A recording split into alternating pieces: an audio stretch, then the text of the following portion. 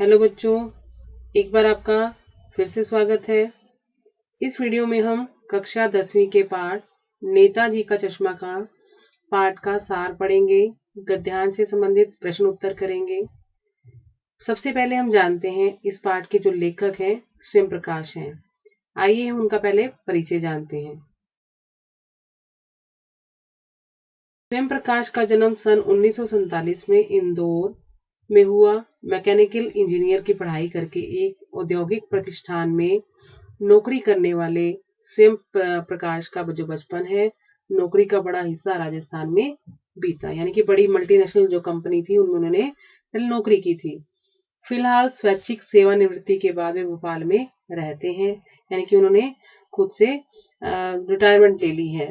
सेवानिवृत्ति मतलब रिटायरमेंट ले ली है अपने आप से, और वसुधा पत्रिका के संपादन से जुड़े हैं। 8वें दशक में उभरे स्वयं प्रकाश आज समकालीन कहानी के महत्वपूर्ण हस्ताक्षर हैं।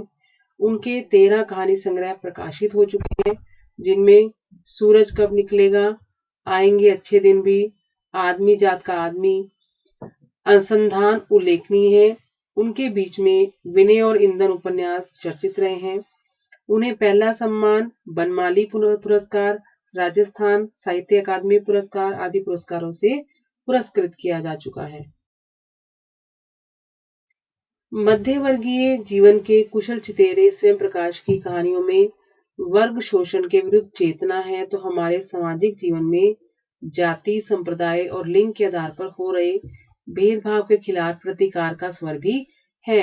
यानी कि वो हर तरह की जो उनके जो लेख में देखने को मिलता है, जो सामाजिक भेदभाव है, चाहे वो जाति के आधार पे हो, चाहे लिंग के आधार पर हो, तो जो सारी चीजें हैं, जो भेदभाव है, वो उनके उसमें दिखता है कि उसके खिलाफ उन्होंने आवाज उठाते हैं। वो रोचक किस्सा गोई शैली में लिखी गई उनकी कहानियां हिंदी की वाचिक परंपरा को समृद्ध करती हैं। बच्चों, इसके बाद हम करेंगे पाठ परिचय, यानी कि पाठ में लेखक जी ने हमें क्या बताया है। चारों ओर सीमाओं से घिरे भूभाग का नाम ही देश नहीं होता। देश बनता है उसमें रहने वाले सभी नागरिकों, नदियों, पहाड़ों, पेड़ पौधों, वनस्पतियों, पशु पक्षियों से और इन सबसे प्रेम करने तथा इनकी समृद्धि के लिए प्रयास करने का नाम देशभक्ति है। यानी कि जो देश होता है, देश में जो अलग अलग तरह की चीजें हैं, व्यक्ति हैं, वस्तुएं हैं, उन सबको मिलाकर ही हमें देश कहलाता है। और देश का जो हर तरह जो हर व्यक्ति है, हर जो यहाँ की वस्तु है, अपना अपना जब सहयोग करती है, वो अपनी देशभक्ति को प्रकट करती है। तो इसी जिस कहानी में यही बताया गया है। नेताजी का चश्मा कहानी कैप्टन चश्मे वाले के माध्यम से देश के करोड़ों नागरिकों के योगदान को रेखांकित करती है। यानी ऐसे लोग जो अपनी तरह से देशभक्ति दिखाते हैं, लेकिन उनका नाम कहीं भी नहीं होता। यानी कि वो अपने अपने हिस्से की दिखाते हैं, अब उनके मन में देश प्रेम होता है, जो इस देश के निर्माण में अपने अपने तरीके से योगदान देते हैं। कहानी यह कहती है कि बड़े ही नहीं, बच्चे भी इसमें शामिल हैं। यानी कि बड़े भी और बच्चे भी अपनी अपनी तरह से देशभक्ति प्रकट करते हैं। आइए जानते हैं आगे इसके गद्यांश। हालदार साहब को हर 15वें दिन कंपनी के काम के सिलसिले में उस कस्बे से गुजरना पड़ता था। कस्बा बहुत बड़ा नहीं था, जिसे पक्का मकान कहा जा सके वैसे कुछ ही मकान, और जिसे बाजार कहा जा सके वैसा ही एक बाजार था। यानी कि वहां की जो कस्बे की स्थिति बताई है कि कुछ मकान थे जो पक्के थे और छोटा सा बाजार था। कस्बे में एक लड़कों का स्कूल था, लड़कियों का स्कूल था, एक सीमेंट का छोटा सा कारखाना था, 2 ओपन एयर सिनेमा घर और एक दो नगर पालिका भी थी। यानी कि नगर पालिका भी वहां पे थी। नगर पालिका थी तो कुछ ना कुछ करती भी रहती थी।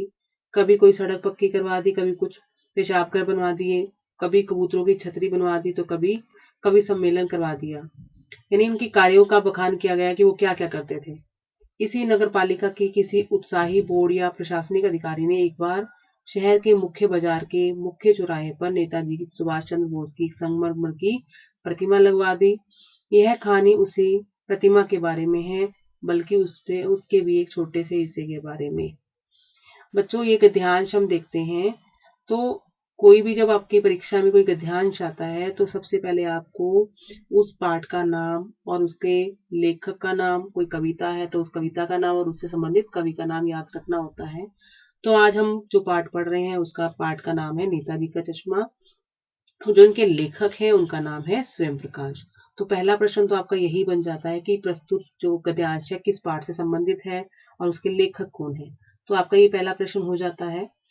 उसके बाद अगर हम छोटे-छोटे प्रश्नों की बात करें तो प्रश्न पहली लाइन में ही देख दिया गया है कि हालदार सर्फ कंपनी के काम के सिलसिले में कब जाते थे। तो पहले आएगा 15वें दिन, हर 15 दिन यानी कि 15 दिन के बाद जाते थे।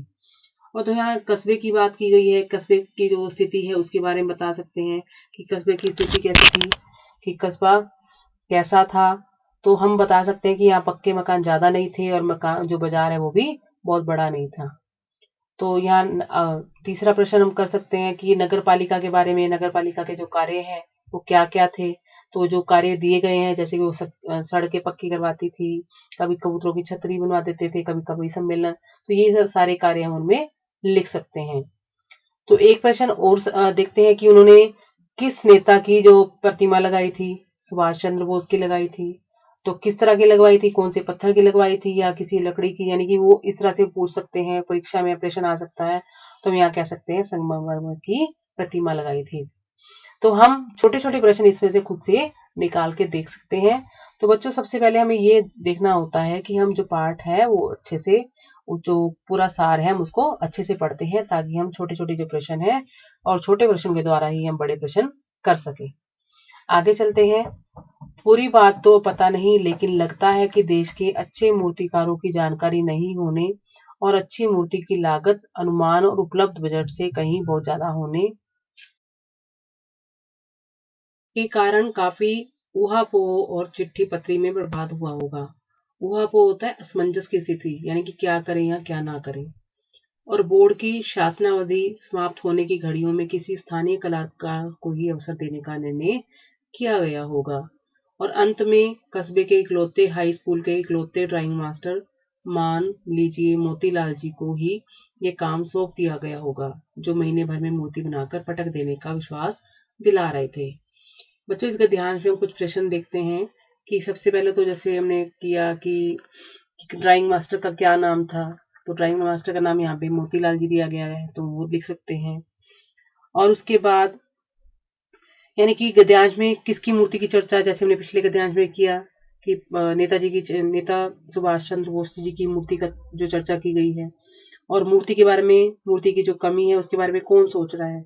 और वहाँ की जो जो कमी है वो हम, जो क्योंकि यहाँ लेखक लिख रहे हैं उस पाठ के बारे में, तो लेखक सोच रहे हैं कि उस मूर्ति में क्या कमी थी। तो अच्छे मूर्तिकार की जानकारी किसे नहीं रही होगी, क्योंकि हमने पहले जो शुरू में लाइन पढ़ी है। तो अच्छे मूर्तिकार की जानकारी नगर पालिका बोर्ड वालों को नहीं थी, क्योंकि उनको नहीं पता था कि इस तरह से मूर्ति बनवानी, किस तरह से नहीं बनवानी है। आगे देखते हैं। जैसा कि कहा जा चुका है कि मूर्ति संगमरमर में की थी। टोपी की नोक से कोट के दूसरे बटन तक कोई 2 फुट ऊंची, जिसे कहते हैं बस्ट, यानी कि जो आपके ऊपर मुंह से लेकर जो छाती तक का जो हिस्सा होता है, यानी ऊपरी जो हिस्सा होता है उसको हम बोलते हैं बस्ट। और सुंदर थी।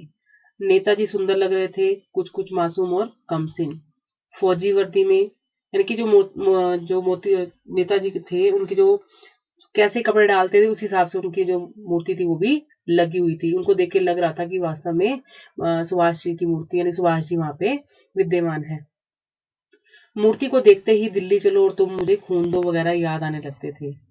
इस दृष्टि से यह सफल और सराहनीय प्रयास था। किस तरह से था, क्योंकि उसको देख के लग रहा था कि नेताजी हमारे सामने ही है। केवल एक चीज की कसर थी जो देखते ही खटकती थी। किस चीज की जो थी हमें कसर, वो आगे बढ़ते हैं।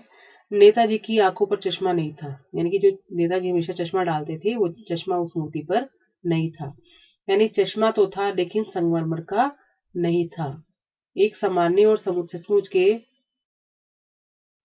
चश्मे का चौड़ा काला फ्रेम मूर्ति को पहना दिया गया था, यानी कि जो चश्मा वो डालते थे उसी तरह से नहीं था। हालदार साहब जब पहली बार इस कस्बे से गुजरे और चौराहे पर पान खाने रुके तभी उन्होंने इसे लक्षित किया, यानी कि उनको देखा उस मूर्ति को चश्मे के साथ। और उनके चेहरे पर एक कौतुक भरी मुस्कान फैल गई। कौतुक मतलब एक उत्सुकता भरी जो मुस्कान थी वो फैल गई। वाह भाई, ये आइडिया भी ठीक है। मूर्ति पत्थर की लेकिन चश्मा रियल।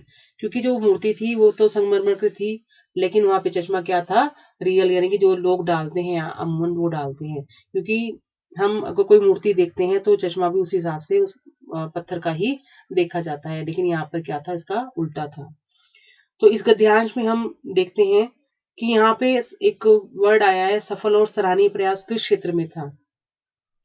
जो नेताजी की मूर्ति बनी थी उसके जो बनाने की जो बनावट थी उसके और उसको स्थापना का जो क्षेत्र था उसे एक प्रयास कहा गया था, यानी कि उसको जो चौक पे लगाया गया था और उसको देखकर साक्षात नेताजी लग रहे थे, तो उस प्रयास को सफल कहा गया था। मूर्ति में कौन सी कसर थी जो खटकती थी और वह कैसे पूर्ण होती थी। जो मूर्ति में चश्मा नहीं था, वो जो कसर थी वो खटक रही थी, और ये जो कसर है हमेशा खटकती थी क्योंकि इसमें वास्तविक चश्मा पहनाया हुआ था, जो रियल का चश्मा था वो पहनाया हुआ था। और यहाँ पे किसकी बात कर रहे हैं, किन्होंने जो लक्षित किया था यहाँ पे इस गद्यांश के अनुसार, तो यहाँ पे हालदार साहब ने लक्षित किया था। किसे, क्योंकि जो मूर्ति पे जो चश्मा लगा हुआ था उन्होंने इसको लक्षित किया गया था। और यहाँ पे हम एक क्वेश्चन और देख सकते हैं कि चश्मा जो था वो कैसा था, काला फ्रेम वाला था, मूर्ति को पहना हुआ था। और चश्मा कैसा था, रियल चश्मा था। यानी छोटे छोटे क्वेश्चन आप अपनी तरफ से बना सकते हैं। आगे देखते हैं। जीप कस्बा छोड़कर आगे बढ़ गई, तब भी हालदार साहब इस मूर्ति के बारे में ही सोचते रहे और अंत में इस निष्कर्ष पर पहुंचे थे कि कुल मिलाकर कस्बे के नागरिकों का यह प्रयास सराहनीय ही कहा जाना चाहिए, परंतु मूर्ति के रंग रूप या कद का नहीं, उस भावना का है, वरना तो देशभक्ति भी आजकल मजाक की चीज होती जा रही है। यानी कि हालदार साहब थे, उनको ये अच्छा लगा था कि आजकल के जो जनरेशन है, आजकल के लोग हैं, उनमें भी जो हमारे सेनानी हैं, स्वतंत्र सेनानी हैं, उनके प्रति देशभक्ति है। क्योंकि उसी के कारण ही जो उन्होंने प्रयास किया था, छोटा सा प्रयास किया है मूर्ति को लगाने का, वो उनको अच्छा लगा था। दूसरी बार जब हालदार साहब उधर से गुजरे तो उन्हें मूर्ति में कुछ अंतर दिखाई दिया। ध्यान से देखा तो पाया गया कि चश्मा दूसरा है। क्योंकि हमने पहले पढ़ा है कि जो हालदार साहब हैं वो हर 15 दिन में वहां से गुजरते थे। तो जब दोबारा से वो जो वहां से गुजरे तो उन्हें कुछ अजीब सा लगा, कुछ चेंज लगा उसमें। तो उन्होंने ध्यान से देखा तो चश्मा दूसरा है। पहले जब आए थे तो चश्मा दूसरा था, अब जो आए तो उसमें चश्मा जो था बदला हुआ था। पहले मोटे फ्रेम वाला चौकोर चश्मा था, अब तार के फ्रेम वाला गोल चश्मा है। हालदार साहब का कौतुक और बढ़ा, उत्सुकता बढ़ गई उनकी। वाह भाई, क्या आइडिया है। मूर्ति कपड़े नहीं बदल सकती लेकिन चश्मा तो बदल ही सकती है। तीसरी बार फिर नया चश्मा, यानी कि जितनी बार वो जब आते वहां से गुजरते तो उतनी बार ही चश्मा बदलता हुआ जाता और वो उनकी जो उत्सुकता थी वो बढ़ती जाती। हालदार साहब की आदत पड़ गई हर बार कस्बे से गुजरते समय चौराहे पर रुकना, पान खाना और मूर्ति को ध्यान से देखना। यानी कि जब हर 15वें दिन जब हालदार साहब वहां से निकलते थे तो उनकी एक आदत पड़ गई थी कि हर बार जब भी निकलते थे वो हमेशा चौराहे पर रुकते थे, पान खाते थे और वो मूर्ति को, नेताजी की मूर्ति को ध्यान से देखते थे। एक बार जब कौतूहल दुर्दमनीय हो उठा तो पान वाले से ही पूछ लिया। यानी कि जो उनकी जब उत्सुकता इतनी बढ़ गई थी कि उनको बर्दाश्त नहीं हो पाया तो उन्होंने पान वाले से पूछ लिया। दुर्दमनीय होता है कि उत्सुकता को आ, हटा नहीं सके वो, उनकी जो उत्सुकता और ज्यादा बढ़ गई। तो उससे पान वाले से, क्योंकि जो चौराहे पे पान वाले की दुकान भी थी, तो उससे पूछने लगे कि क्यों भाई, क्या बात है, या तुम्हारे नेताजी का चश्मा हर बार कैसे बदल जाता है। पान वाले के खुद के मुंह में पान ठूसा हुआ था। अब उसकी करेक्टर के बारे में बता रहे हैं कि उसकी वो कैसा दिखता था। उसके मुंह में एक पान ठूसा रहता था। वह एक काला मोटा और खुशमिजाज आदमी था।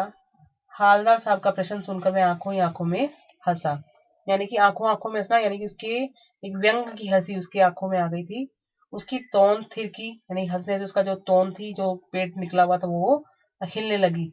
पीछे घूमकर उसने दुकान के नीचे पान थूका और अपनी लाल काली पतीसी दिखाकर बोला, कैप्टन चश्मे वाला करता है। क्या करता है? हालदार सब कुछ समझ नहीं पाए। चश्मा चेंज कर देता है, पान वाले ने समझाया।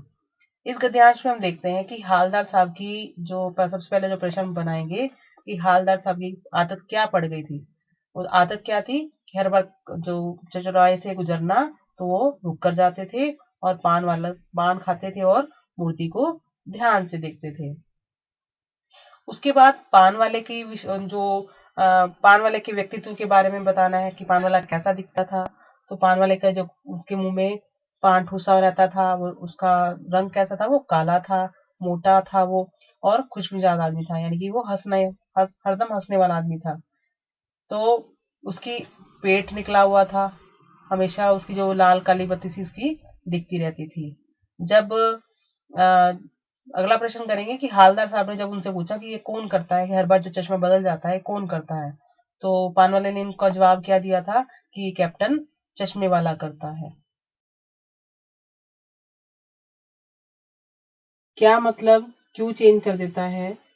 हालदार साहब अब भी नहीं समझ पाए। कोई ग्राहक आ गया समझो, उसको चौड़े चौखट चाहिए तो कैप्टन किधर से लाएगा, तो उसको मूर्ति वाला दे दिया, उधर दूसरा बिठा दिया। यानी कि वो बता रहा है कि जो कैप्टन है चश्मे वाला है, वो चश्मा बदलता है। तो हालदार साहब कहते हैं वो कैसे कर देता है? तो कहते हैं अगर कोई आ जाता है, उसको वो चश्मा वो पसंद आ जाता है, तो मूर्ति से चश्मा उतार कर उसे दे देता है और उस पे दूसरा लगा देता है। अब हालदार साहब को बात कुछ कुछ समझ में आई।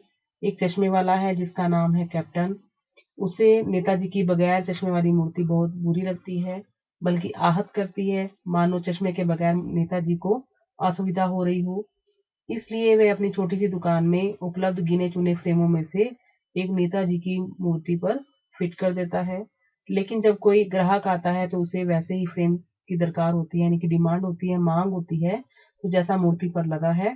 तो कैप्टन चश्मे वाला मूर्ति पर लगा फ्रेम संभवतः नेताजी से क्षमा मांगते हुए लाकर ग्राहक को दे देता है और बाद में नेताजी को दूसरा फ्रेम लौटा देता है।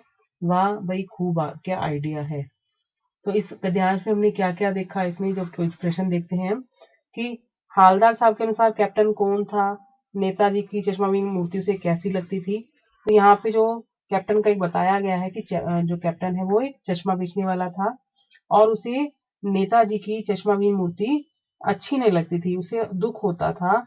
उसे लगता था कि उसके चश्मे के बिना नेताजी अधूरे से लगते हैं, और क्योंकि नेताजी हमेशा चश्मे का प्रयोग करते थे, इसलिए वो कैप्टन को लगता था कि उनको मुश्किल हो रही है, तो उनको चश्मा लगा देता था। अगला प्रश्न है, कैप्टन जो थे मूर्ति पर चश्मा बदल क्यों देते थे बार बार? तो जैसे कि पान वाले ने बताया था हालदार साहब को कि कैप्टन द्वारा मूर्ति पर चश्मा जब लगाया जाता था, अगर वो किसी ग्राहक को पसंद आ जाता था, तो जो कैप्टन है वहां से उतार कर चश्मे को और उस ग्राहक को दे देता था, और उसके बदले में क्या कर देता था, दूसरा चश्मा उनको लगा देता था। तो चश्मे वाला किस बात के लिए नेताजी से क्षमा मांगता होगा? ये हम एक क्वेश्चन देख सकते हैं कि क्योंकि नेताजी जो थे कैप्टन था, नेताजी का आदर सम्मान करता था, इसलिए हमेशा चश्मा लगा कर रखता था उनकी मूर्ति पर। लेकिन अगर जब किसी ग्राहक को पसंद आता था तो उसे ग्राहक को देना पड़ता था मजबूरी के कारण, और वह इस बात के लिए माफी मांगता था कि मैं आपकी जो मूर्ति से चश्मा उतार रहा हूँ, इसलिए उनसे हमेशा माफी मांगकर उसे उतार कर दूसरा चश्मा लगा देता था।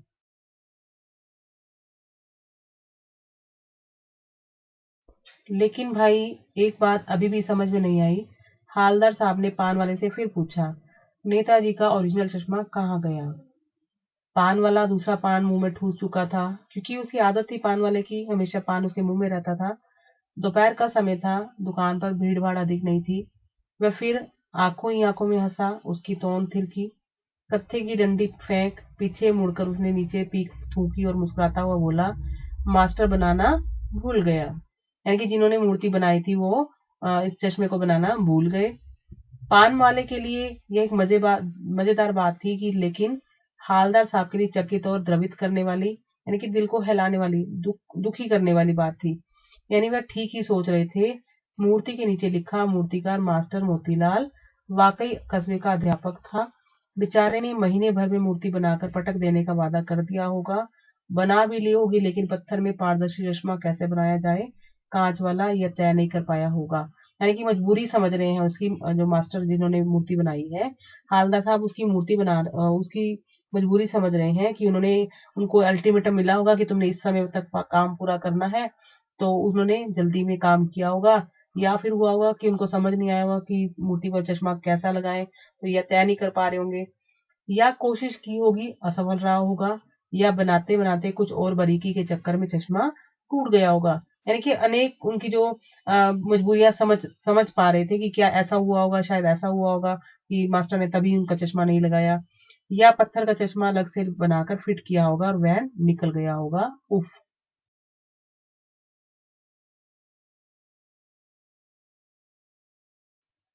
हालदार साहब को सब कुछ विचित्र और कौतुक भरा लग रहा था, यानी कि उनकी उत्सुकता और बढ़ती जा रही थी।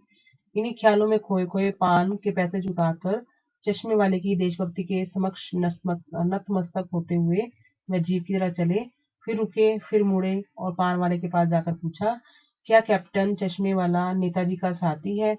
यानी उत्सुकता उनकी बढ़ गई थी कि वो जाते जाते फिर से वापिस आ गए, या आजाद हिंद फौज का भूतपूर्व सिपाही। पान वाला नया पान खा रहा था। पान पकड़े अपने हाथ को मुंह से 1.5 इंच दूर रोककर उसने हालदार साहब को ध्यान से देखा, फिर अपनी लाल काली बत्ती से दिखाई और मुस्कुराकर बोला, नहीं साहब, वो लंगड़ा क्या जाएगा फौज में, पागल है पागल, वो देखो वो आ रहा है, आप उसी से बात कर लो, फोटो वोटो छपवा दो उसका कहीं। यानी कि जो हालदार साहब थे वो कैप्टन की देशभक्ति के प्रति नतमस्तक हो गए थे, लेकिन जब उन्होंने पानवाले से पूछा कि क्या जो कैप्टन है नेताजी का साथी है, कि कोई भूतपूर्व सिपाही है उनके जो साथी रह चुका हो, लेकिन पानवाला एक व्यंग्य हंसी हंसता है। वो कहता कि नहीं, वो लंगड़ा क्या जाएगा फौज में, पागल है वो पागल, यानी कि पागलपन वाले काम करता है कि वो हमेशा नेताजी की चश्मे जो मूर्ति पर चश्मा बदलता रहता है। तो इस तरह से वो उसका मजाक उड़ाता है। आइए इसमें कुछ प्रश्न देखते हैं कि हालदार साहब चश्मे वाले के बारे में सुनकर उनके प्रति नतमस्तक क्यों हो गए थे। क्योंकि जब हालदार साहब ने जब पान वाले से पूछा था कि कौन लगाता है, तो पान वाले ने सब कुछ बताया उसके बारे में कि जो कैप्टन है वो लगाता है। तो चश्मे वाला नेताजी की मूर्ति पर जो चश्मा लगाता है उसका जो व्यक्तित्व था वो पूरा करता है, नेताजी की मूर्ति को पूरा करता है, क्योंकि बिना चश्मे की मूर्ति अच्छी नहीं लग रही थी और चश्मे के साथ उन्हें जो मूर्ति थी वो अच्छी लग रही थी। तो शहीदों के प्रति जो उनका सम्मान था चश्मे वाले का, उसके प्रति जो अ, हालदार साहब थे वो नतमस्तक हो गए थे। यानी कि दूसरे अर्थों में कहा जाए कि हालदार साहब हालदार साहब चश्मे वाले के देशभक्ति के प्रति नतमस्तक हो गए थे। अगला प्रश्न है, चश्मे वाले से मिलने से पहले हालदार साहब ने उसके बारे में क्या अनुमान लगाया था?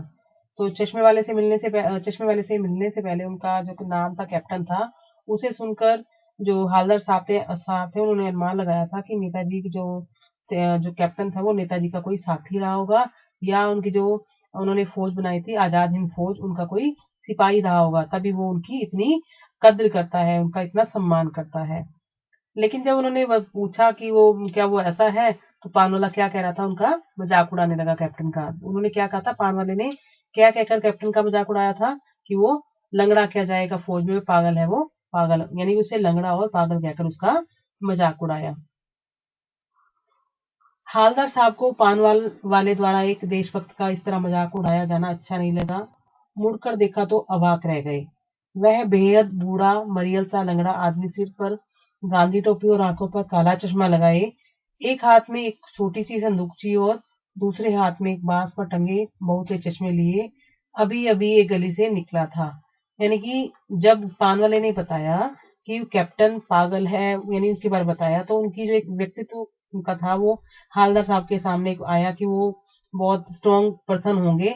लेकिन जब उन्होंने मुड़कर देखा तो वो हैरान रह गए। क्यों हैरान रह गए? क्योंकि उन्होंने सोचा कुछ और था, लेकिन वो जो कैप्टन था दिखने में कुछ और था। कैसा था वो? बूढ़ा मरियल लंगड़ा था, और सिर पे उन्होंने क्या डाली थी, गांधी टोपी डाली हुई थी और आंखों पर काला चश्मा लगाया हुआ था। और उसके बाद इतने वो नहीं थे कि वो तो खाली संदूकची लेके, यानी कि छोटा सा एक बैग लेकर वो अपनी दुकान चलाता था, और दूसरे हाथ से भी एक बांस पर टंगे बहुत से चश्मे लेकर आ रहा था वो। और अब एक बंद दुकान के सहारे अपना बांस टिका रहा था, तो इस बेचारे की दुकान भी नहीं, फेरी लगाता है। हालदार साहब चक्कर में पड़ गए, पूछना चाहते थे इसे कैप्टन क्यों कहते हैं, क्या यही इसका वास्तविक नाम है? लेकिन पान वाले ने साफ बता दिया था कि वह इस बारे में और बात करने को तैयार नहीं। ड्राइवर भी बेचैन हो रहा था, काम भी था। हालदार साहब जीप में बैठकर चले गए। 2 साल तक हालदार साहब अपने काम के सिलसिले में उस कस्बे से गुजरते रहे और नेताजी की मूर्ति में बदलते हुए चश्मों को देखते रहे। कभी गोल चश्मा होता तो कभी चौकोर, कभी लाल, कभी काला, कभी धूप का चश्मा, कभी बड़े कांचों वाला गोगो चश्मा, पर कोई ना कोई चश्मा होता जरूर उस धूल भरी यात्रा में हालदार साहब का कौतुक और प्रफुल्लता के कुछ क्षण देने के लिए। फिर एक बार ऐसा हुआ कि मूर्ति के चेहरे पर कोई भी कैसा भी चश्मा नहीं था। उस दिन पान की दुकान भी बंद थी, चौराहे की अधिकांश दुकानें बंद थी। अगली बार भी मूर्ति की आंखों पर चश्मा नहीं था। हालदार साहब ने पान खाया और धीरे से पान वाले से पूछा, क्यों भाई, क्या बात है? आज तुम्हारे नेताजी की आंखों पर चश्मा नहीं है। पान वाला उदास हो गया। उसने पीछे मुड़कर मुंह का पान नीचे थूका और सिर झुकाकर अपनी धोती के सिरे से आंखें पोंछता हुआ बोला, साहब कैप्टन मर गया। यानी कि 2 साल तो ये सिलसिला चलता रहा कि वो जो चश्मे थे वो बदलते रहे। लेकिन जब एक दिन हालदार साहब वहां से निकले तो चश्मा नहीं था। तो उन्होंने पान वाले से पूछा तो पान वाले ने कहा कि वो कैप्टन मर गया है। और कुछ नहीं पूछ पाए हालदार साहब, कुछ पल चुपचाप खड़े रहे, फिर पान के पैसे चुकाकर जीप में आ बैठे और रवाना हो गए। बार बार सोचते क्या होगा उस कौम का जो अपने देश की खातिर घर गृहस्थी, जवानी, जिंदगी सब कुछ होम देने वालों पर भी हंसती है। क्योंकि पान वाला हमेशा उसका मजाक उड़ाता था।